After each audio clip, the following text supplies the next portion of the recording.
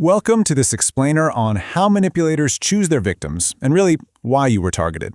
Look, if you're watching this right now, chances are you've been through something incredibly painful. You've probably spent countless sleepless nights replaying conversations, analyzing behavior, and just asking yourself over and over how you ended up in a toxic dynamic. Well, today we are going to break down the exact psychological and biological mechanics of how these predators hunt.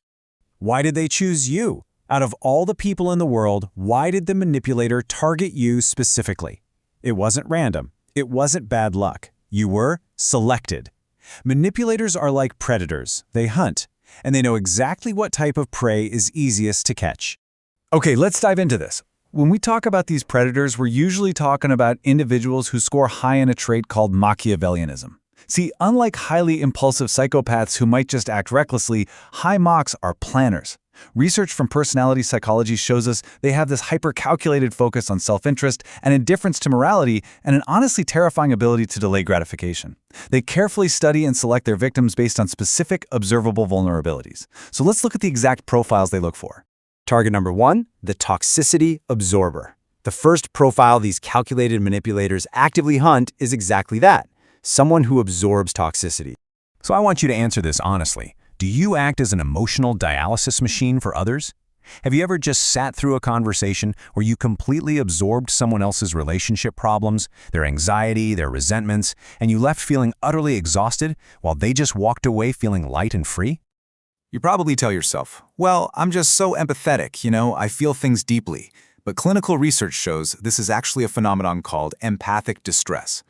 You are literally absorbing another person's emotional state right into your own nervous system. You might mistake this bleeding empathy for a gift, but actually, scratch that, it's a massive vulnerability. You basically become a human hazmat suit for toxic waste, and believe me, predators see this a mile away. And here is a pretty terrifying statistic to back that up, 17.6%. In a major psychological study profiling personality clusters, researchers found that 17.6% of the population qualify as dark empaths. Meaning, these are people who possess dark triad traits like Machiavellianism, but they also score really high on cognitive empathy. That means they don't feel your pain, but they perfectly understand it. They read the toxicity absorber like a book and weaponize your own feelings right back against you. That brings us to target 2, the emotional rescuer. We're moving from the passive absorber to the active helper here. Here is another piercing question for you to chew on. Do you need to be needed? Do you constantly find yourself inserting yourself into crises, offering advice before it's even requested? I want to challenge you right now to consider if your compulsion to help is, deep down, actually a transaction to purchase your own self-worth.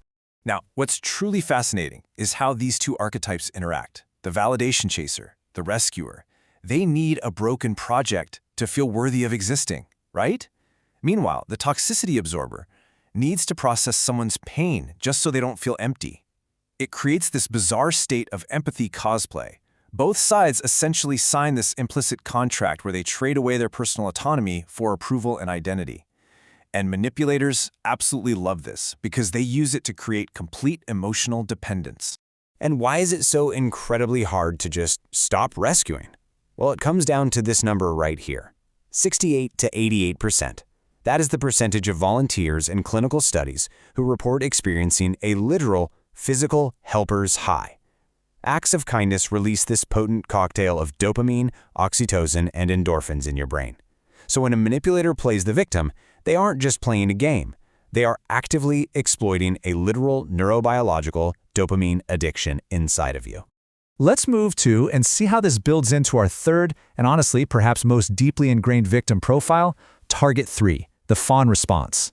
Is your relentless people-pleasing, your total inability to rock the boat, and your constant accommodation actually just an unconscious survival mechanism?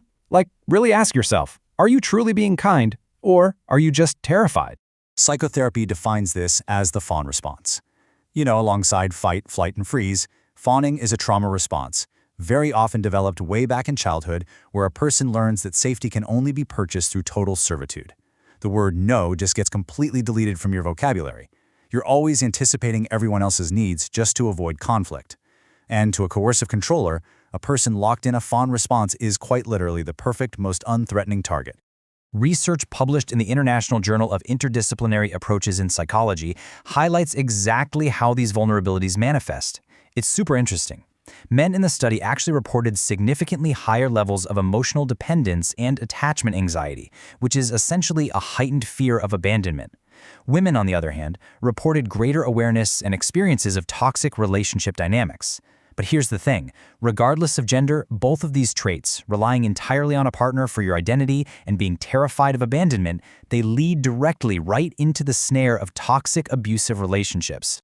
So, once the predator has identified these traits in you, how do they trap you? Let's pivot from psychological profiles to the hard neurobiology with the science of the trap, examining why leaving a manipulator feels physically impossible. And this brilliantly illustrates the biological reality of abuse. Clinical data from a recent neurobiological study on relational harm shows us exactly how a toxic relationship alters the physical brain. Your HPA axis gets totally flooded with chronic stress. Your amygdala becomes hyperactivated, practically trapping you in a state of fear. And your prefrontal cortex, which is your logic center, actually loses its regulatory control, totally impairing your judgment. You didn't stay because you were foolish. You stayed because your brain's architecture was literally being hijacked. Which leads us directly to trauma bonding. See, manipulators don't just abuse you constantly. They mix in intermittent reinforcement. It's this highly calculated cycle of cruelty followed by a sudden, intense burst of affection, apologies, and empty promises. This activates your reward system exactly like a slot machine does, flooding your brain with oxytocin and dopamine. It is an actual biological snare holding you in place. But here is the most important part of this entire explainer. Your traits are your strength. The damage is real, the trap is biological, but these characteristics do not have to be your downfall. So the crucial point is understanding the difference between two totally different states of being. You must shift from empathic distress, where you bleed, dysregulate, and absorb everyone's pain, over to empathic concern. Empathic concern means caring about someone without absorbing their emotional state. It's about becoming the marble statue, calm, clear-seeing, and completely unmoved in the dead center of the hurricane. You can absolutely reforge your deep empathy into an impenetrable armor of compassionate concern. You stop running a transaction, and you start holding rock-solid boundaries. You weren't chosen because you're weak. You were chosen because you're good, because you're empathetic, trusting, caring, and kind. Those are beautiful traits. Now that you know why you were targeted, you can heal and protect yourself. Understanding why is the first step to making sure it never happens again. So, will you remain prey, or will you forge your empathy into armor? Like and subscribe. Comment, which trait did you